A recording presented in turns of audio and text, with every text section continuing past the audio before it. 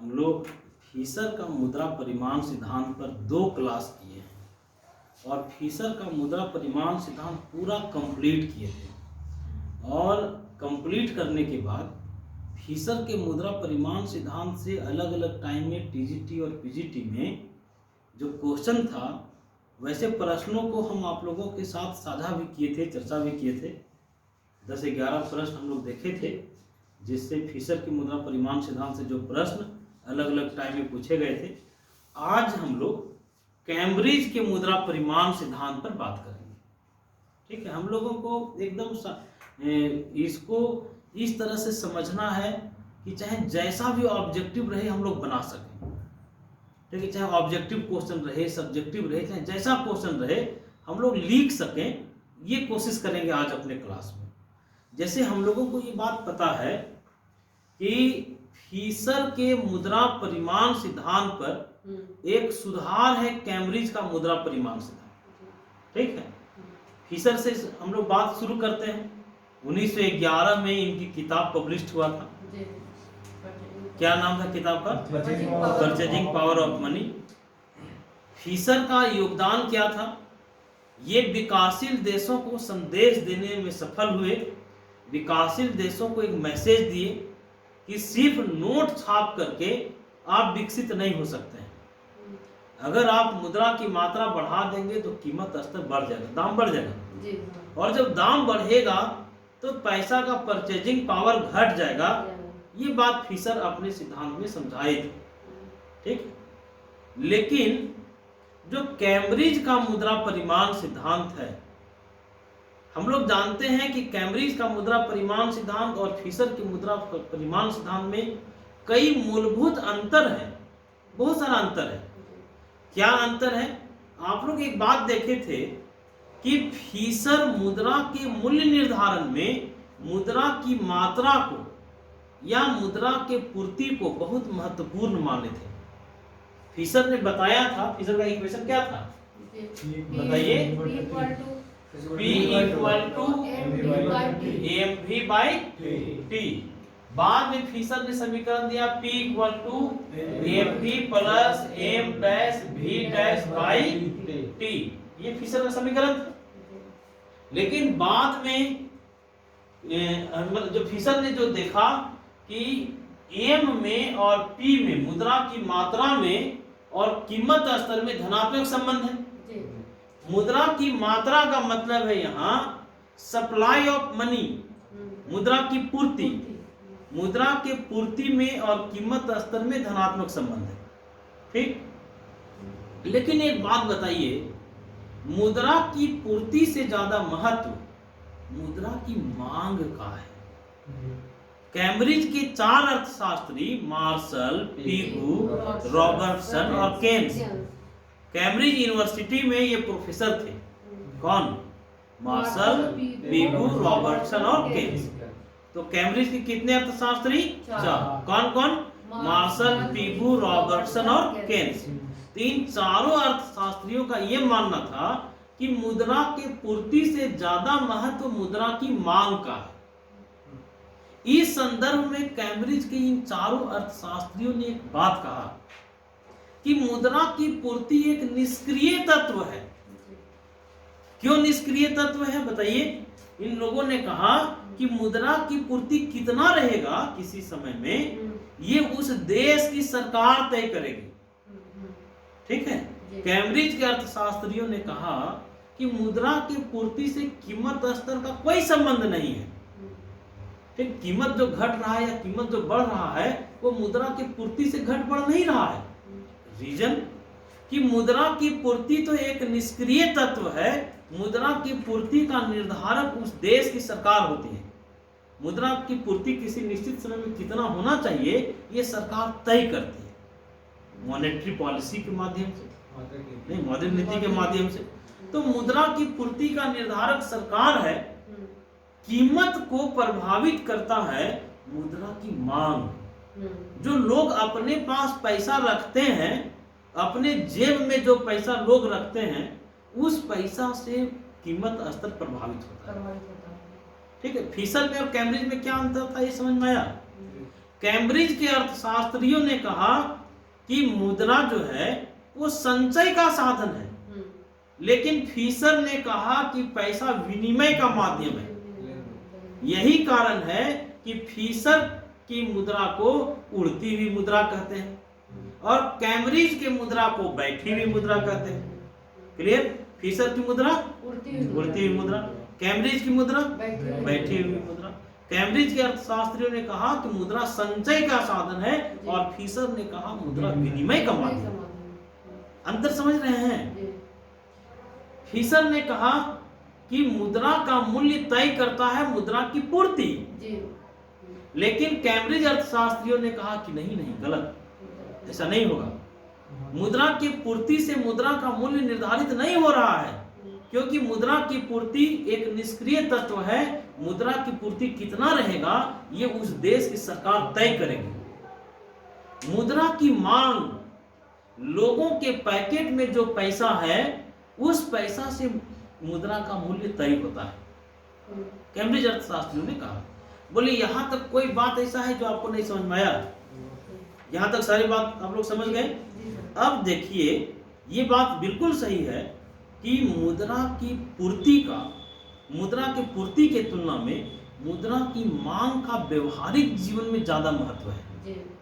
जो हम लोगों का रोजाना का जीवन है उसमें मुद्रा की मांग का महत्व ज्यादा है मुद्रा की पूर्ति के तुलना में।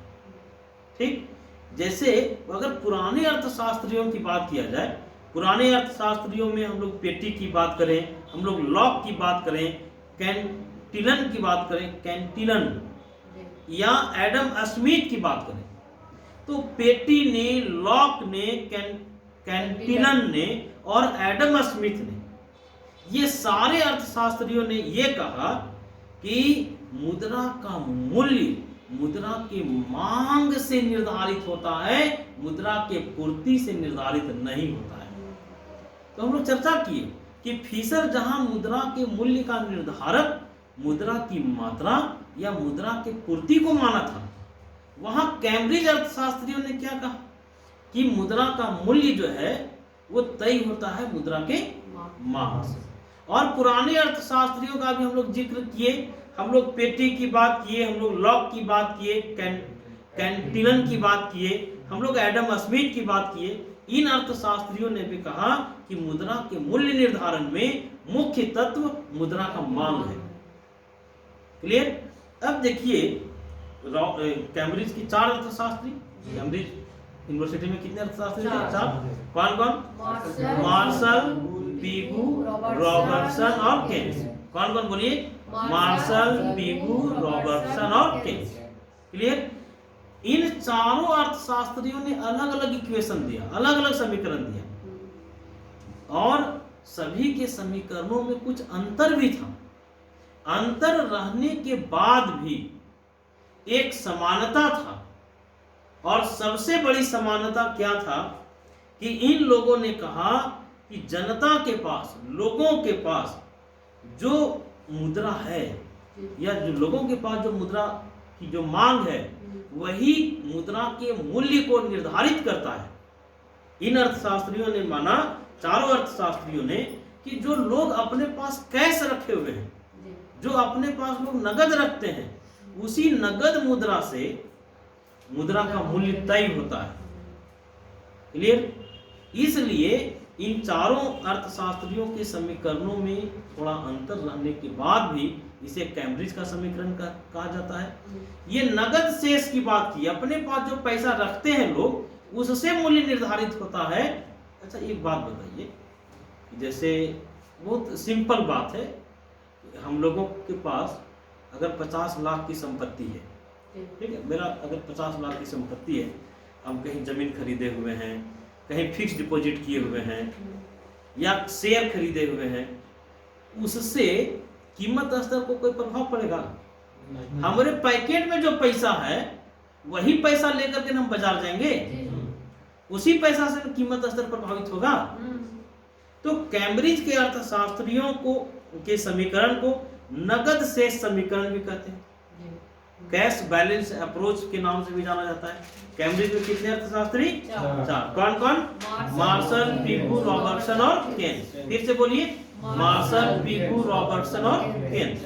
अब देखिए, हम लोग चर्चा कर लिए कि इन लोगों ने, कैम्ब्रिज के अर्थशास्त्रियों ने कहा कि पैसा संचय का साधन है, पैसा विनिमय का माध्यम नहीं है।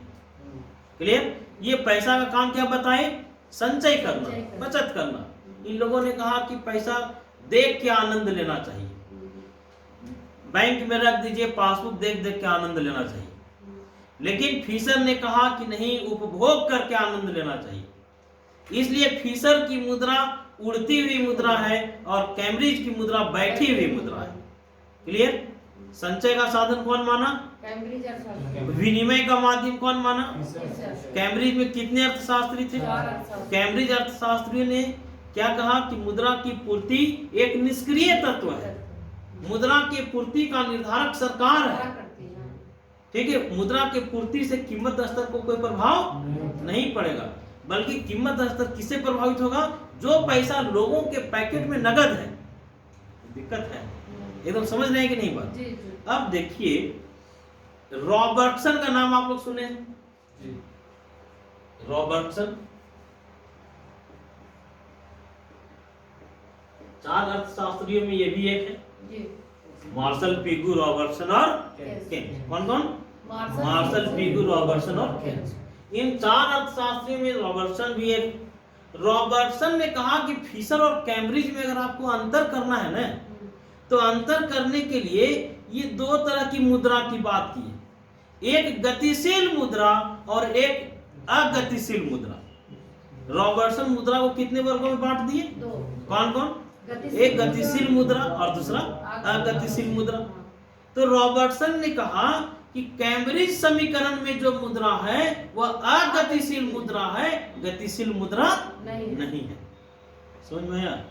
गतिशील मुद्रा और अगतिशील, अरे जो पैसा हम लोग बैंक में रखते हैं, बक्सा में रखते हैं, वो अगतिशील मुद्रा है। जो पैसा बाजार में चलता है, जो नगद है, जो विनिमय का काम करता है, वो गतिशील मुद्रा है।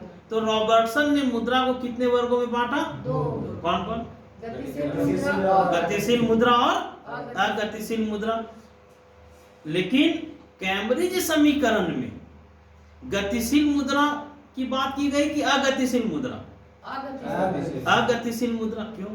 इन लोगों ने संचय की बात किया, विनिमय की बात नहीं किया। अब ध्यान से मेरी बात सुनिएगा। कैम्ब्रिज समीकरण क्या बताता है कि किसी निश्चित समय में मुद्रा की पूर्ति दी हुई होने पर मुद्रा के मूल्य को कौन निर्धारित करता है?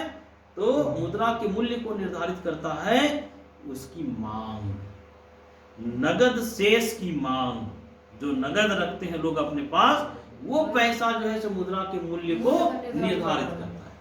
क्लियर? उसके बाद इन लोगों ने कहा, कैम्ब्रिज के अर्थशास्त्रियों ने कहा कि जब मुद्रा की मांग बढ़ेगा, तो मुद्रा की मांग बढ़ने से वस्तु और सेवा की मांग घटेगा। काहे भाई? संचय अधिक। इन लोगों ने मुद्रा का काम क्या बताया? संचय करना। मुद्रा का काम विनिमय करना नहीं। अगर मान लीजिए कि मुद्रा का मांग बढ़ जाता है, तो मुद्रा का मांग क्यों बढ़ेगा? बक्सा में रखने के लिए, बैंक में रखने के लिए। ठीक है? तो मुद्रा की मांग अगर बढ़ता है, तो कैम्ब्रिज अर्थशास्त्रियों ने कहा कि मुद्रा संचय का साधन है। कैम्ब्रिज अर्थशास्त्रियों के अनुसार मुद्रा बैठी हुई मुद्रा है, तो मुद्रा की का मांग अगर बढ़ रहा है तो वस्तु की मांग घटेगा, सेवा की मांग घटेगा। जब वस्तु का मांग घटेगा गीता दी, तो बताइए कीमत वो घटेगा कि नहीं? वस्तु का मांग घटेगा तो कीमत भी घटेगा, सेवा का मांग घटेगा तो कीमत भी घटेगा। तो कैम्ब्रिज अर्थशास्त्रियों ने कहा कि जब मुद्रा की मांग बढ़ता है तो लोग वस्तु और सेवा पर कम खर्चा करेंगे। जब मुद्रा की मांग बढ़ेगा तो वस्तु और सेवा पर कम खर्च करेंगे, ताकि उनके पास ज्यादा नगद रह सके। क्लियर है? मुद्रा की मांग किस मकसद से? तो संचय के मकसद से इन लोगों ने कहा। अब सुनिएगा कि जब वस्तु और सेवा की मांग घटेगा तो कीमत वो घटेगा, कीमत घट जाएगा। और जब कीमत घटेगा तो मुद्रा का मूल्य बढ़ेगा। कीमत घट गया तो पैसा का खरीदने का क्षमता बढ़ेगा ना। क्लियर? कीमत घटा तो पैसा का खरीदने का क्षमता बढ़ गया। तो इन लोगों ने क्या कहा था कैम्ब्रिज अर्थशास्त्रियों ने, हम फिर से बोल देते हैं। हम लोग देखे ये लोग कहा कि जब मुद्रा की मांग बढ़ा तो वस्तु और सेवा की मांग घट गया, क्योंकि इनका पैसा संचय करने के लिए था। ठीक है। और जब वस्तु और सेवा की मांग घटा तब क्या हुआ? कीमत घट गया। वस्तु और सेवा की मांग घटा तो वस्तु का कीमत घट गया, और जब कीमत घटा तो पैसा का परचेजिंग पावर बढ़ गया, पैसा खरीदने का क्षमता बढ़ गया। अब सोचिए इसका उल्टा सिचुएशन, जब मुद्रा की मांग घटेगा, जब मुद्रा की मांग घटेगा तो वस्तु और सेवा की मांग बढ़ेगा। बोलिए, जब मुद्रा की मांग घटेगा, हम नहीं बोल रहे हैं, कैम्ब्रिज अर्थशास्त्रियों ने कहा कि जब मुद्रा की मांग घटा तो मुद्रा की मांग घटने से वस्तु का मांग बढ़ेगा, सेवा का मांग बढ़ेगा, और जब वस्तुओं का मांग बढ़ेगा उसका दाम भी तो बढ़ेगा। वस्तुओं का मांग बढ़ा, सेवाओं का मांग बढ़ा तो उसका दाम भी बढ़ा। जब वस्तुओं का दाम बढ़ेगा तो पैसा का परचेजिंग पावर भी तो घटेगा। बोलिए, तो इसका मतलब हम लोग निष्कर्ष के रूप में ये बोल सकते हैं कि कैम्ब्रिज अर्थशास्त्रियों ने कहा कि मुद्रा की मांग यदि घटता है तो कीमत बढ़ेगा। देखिए ऑब्जेक्टिव कहाँ छिपा हुआ है, क्वेश्चन रहेगा कैम्ब्रिज समीकरण के अनुसार मुद्रा की मांग घटने से कीमत स्तर बढ़ेगा। क्लियर? मुद्रा की मांग घटने का मतलब क्या है? वस्तुओं का मांग बढ़ना, ठीक, सेवाओं का मांग बढ़ना। वस्तु और सेवा का मांग बढ़ने का मतलब है दाम का बढ़ना, और जब दाम बढ़ेगा तो पैसा का परचेजिंग पावर घटेगा। क्लियर? मुद्रा की मांग में वृद्धि का क्या मतलब हुआ? मुद्रा की मांग में वृद्धि का मतलब हुआ कम खर्चा। जैसे बक्सा में रखने के लिए मान लीजिए हम लोग पैसा का मांग बढ़ाते हैं, खर्चा कम न करेंगे। तो मुद्रा की मांग में वृद्धि का मतलब है कम खर्च करना, और मुद्रा की मांग में कमी का मतलब है ज्यादा खर्च करना। कोई दिक्कत है? पक्का समझ गए यहाँ तक? अब हम लोग मार्शल के समीकरण में आए। सिर्फ हम मार्शल का समीकरण आज समझाएंगे, लेकिन मार्शल का समीकरण एकदम दिमाग में बैठा के जाएंगे। पूरा मार्शल का इक्वेशन आपको समझ में आ जाएगा, क्योंकि जो भी कॉम्पिटिटिव एग्जाम है उस कॉम्पिटिटिव एग्जाम में हम देखे टीजीटी और पीजीटी में मुख्य रूप से कि पूछता है कि ये समीकरण किसका है। 4 को समीकरण दे दिया, मार्शल, पीगू, रॉबर्टसन, केन्स का, और पूछेगा इसमें मार्शल का कौन है, इसमें केन्स का कौन है। ठीक है? और उसमें जैसे मान लीजिए मार्शल की, अब चलिए थोड़ा मार्शल की बात कर लीजिए। मार्शल का समीकरण, मार्शल कहा क्या था उसको समझिएगा। एक बड़ा आसान बात बोला मार्शल। मार्शल बोला ना कि हम लोगों का जो वार्षिक आय है, हम साल भर में जितना हम कमाते हैं उसका एक भाग हम नगद के रूप में रखते हैं। जो मेरा वार्षिक आय है, जैसे मान लीजिए, मान लो उज्ज्वल कि हम साल में कमाते हैं 8 लाख। ठीक है? साल में हम 8 लाख रुपए कमाए, तो उस 8 लाख रुपया का हो सकता है कि 10% हम अपने पास नगद रखें। ठीक? 8 लाख का 10% 80,000। 80,000 जो है हम अपने पास नगद रखेंगे। क्यों भाई? तो इसी 80,000 रुपया से हम लेन देन करेंगे, विनिमय करेंगे। हम 8 लाख रुपया कमाए तो 8 लाख में 8 लाख रुपया का खर्च कर देंगे जी? नहीं। बल्कि उस 8 लाख का एक निश्चित भाग अपने पास नगद रखेंगे, लेन देन करने के लिए, विनिमय करने के लिए। ठीक है?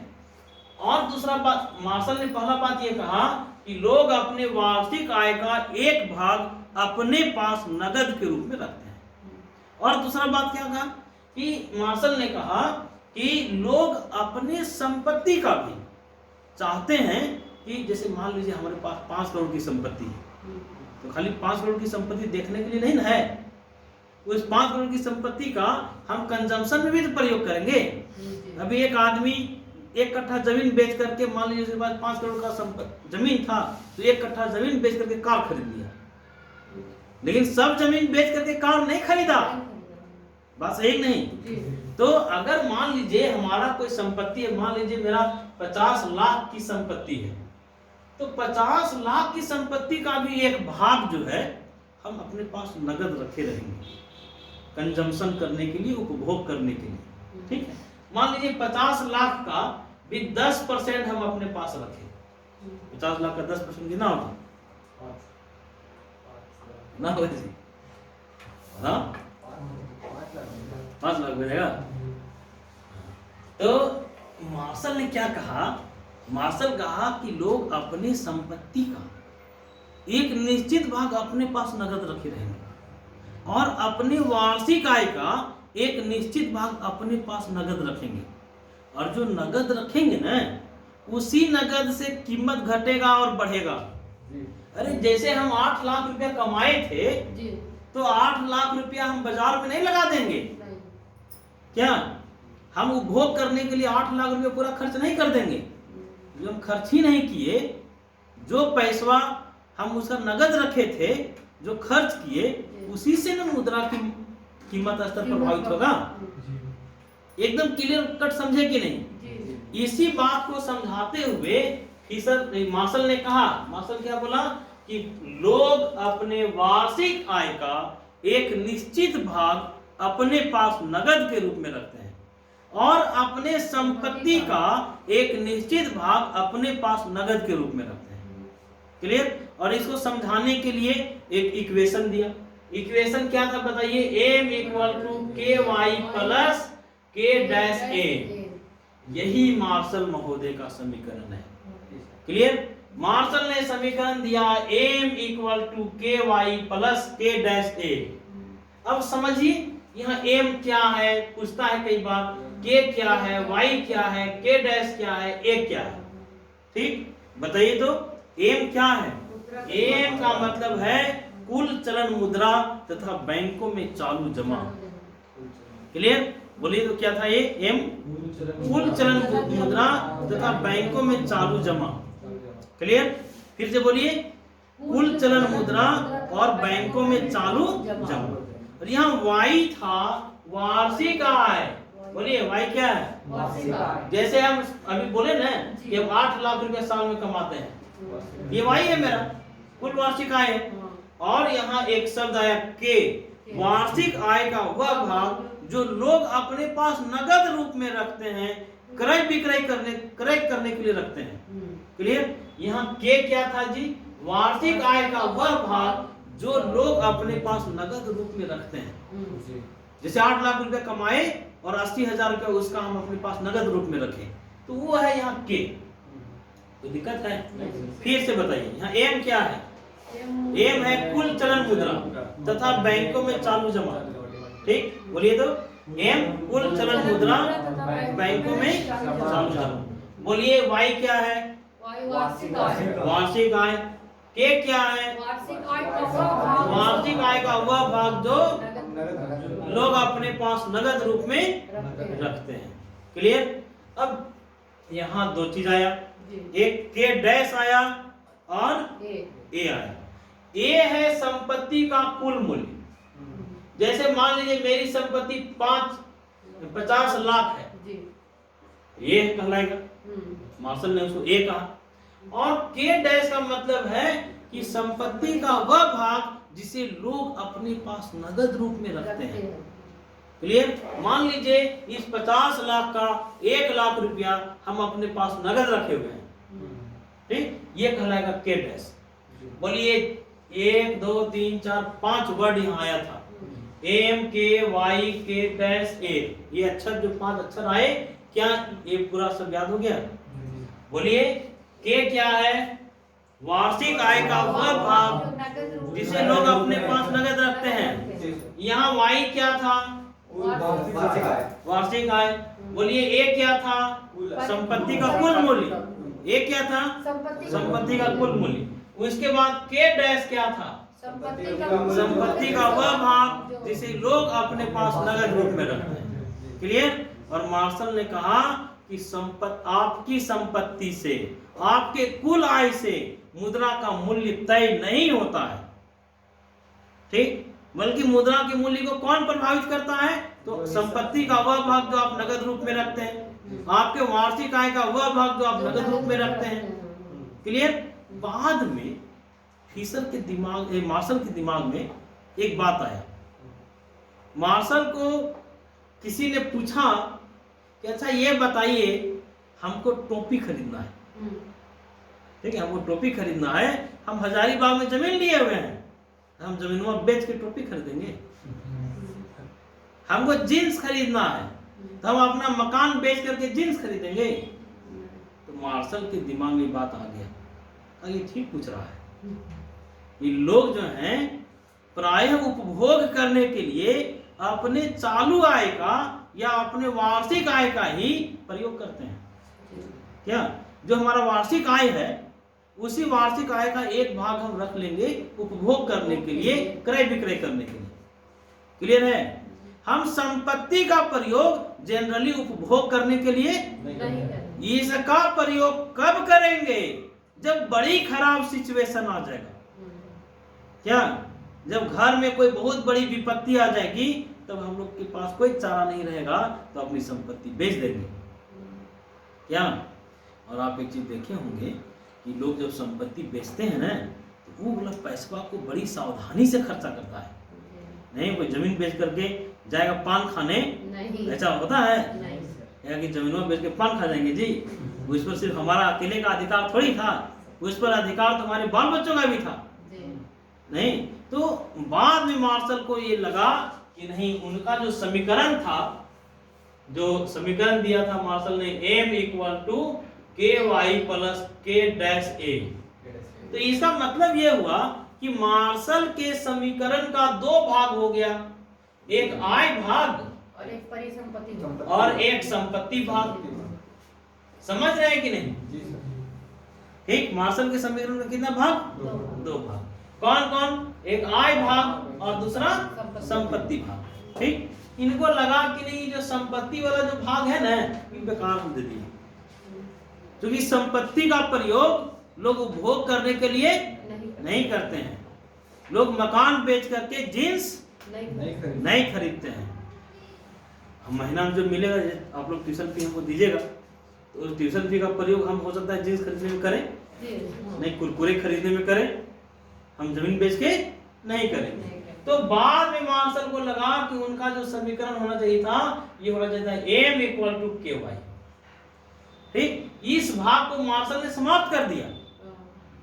मार्शल संपत्ति वाले भाग को बाद में समाप्त कर दिए, और मार्शल का समीकरण संक्षिप्त होकर के हो गया m = ky। एकदम समझते हैं कि नहीं जी? याद होता है कि नहीं? एक बार पूछ लिया जाए, मार्शल के समीकरण के कितने भाग? दो भाग। रॉबर्टसन ने मुद्रा को कितने वर्गों में बांटा? कौन कौन? सक्रिय मुद्रा और निष्क्रिय मुद्रा। ठीक, सक्रिय मुद्रा की चर्चा कैम्ब्रिज अर्थशास्त्री, सक्रिय मुद्रा की चर्चा फिशर। ये निष्क्रिय मुद्रा की चर्चा करते हैं, इनका मुद्रा संचय का साधन है।